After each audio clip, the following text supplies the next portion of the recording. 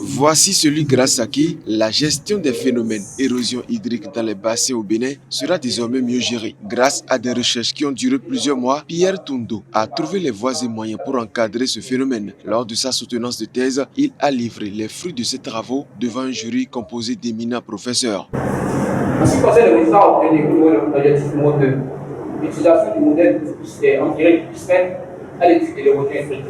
La figure numéro 12 et numéro 13 présente effectivement les flux de sédiments et les risques d'érosion hydrique obtenus au niveau de ce bassin. Des heures durant, il a défendu sa thèse avec des arguments autour d'un thème d'actualité, selon le professeur Espédi Vissin, président du jury. Alors, cette thèse présentée par Dr Tundo est une thèse d'actualité et intéressante, parce que cela porte sur la gestion des phénomènes d'érosion hydrique dans les bassins. Cela a permis de mettre en évidence l'impact de l'eau sur l'environnement. L'eau qui dégrade son environnement, l'eau qui dégrade la couverture végétale, l'eau qui dégrade le sol. Et le modèle ou les modèles utilisés par Dr Tundo nous permettent aujourd'hui d'avoir un outil qui puisse fournir des informations fiables à la prise de décision des autorités locales. Pour lui, cette thèse présentée avec brio est la preuve que la recherche est un véritable renfort pour le développement. Si la recherche n'apporte pas quelque chose au développement, nous aurons perdu notre temps, nous aurons échoué. Et cette thèse est un exemple. Recherche-développement pour aider les autorités à la base à une prise de décision afin de gérer autrement les phénomènes d'érosion dans nos différents bassins. Et cela permettra de préserver la ressource en eau qui est indispensable à la vie. Et pour justement arriver à ces résultats concluants, Pierre Tundo a concentré sa recherche sur le bassin de la Yoa. Le bassin de la Yoa est un bassin transfrontalier.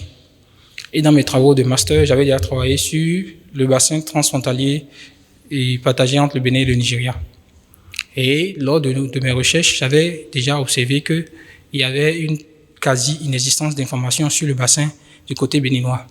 Alors que sur le bassin du côté nigérian, il y a une foison d'informations. Il y a même des programmes de recherche qui sont financés sur ce bassin et des thèses ont été soutenues, des publications ont été faites sur ce bassin. Alors qu'au niveau du bassin de la Yoa au Bénin, il n'y a rien du tout, il n'y a aucune information. Et vu le problème de l'érosion dans le bassin, après avoir questionné plusieurs agriculteurs qui ont montré que l'érosion avec les changements climatiques sont en train de prendre de l'ampleur et agit jusqu'à rendre les terres complètement pauvres, complètement infertiles. Et on observe également des comblements de leurs cours d'eau.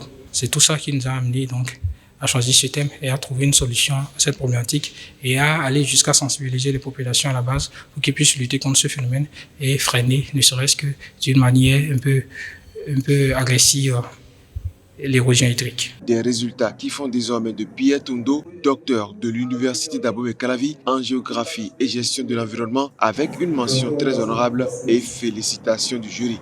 Donc à l'issue des délibérations, le jury vous a déclaré digne du grade docteur de l'Université d'Abomey-Calavi en géographie et gestion de l'environnement dans la spécialité géomatique, modélisation et environnement, avec la mention très honorable, avec les félicitations du jury.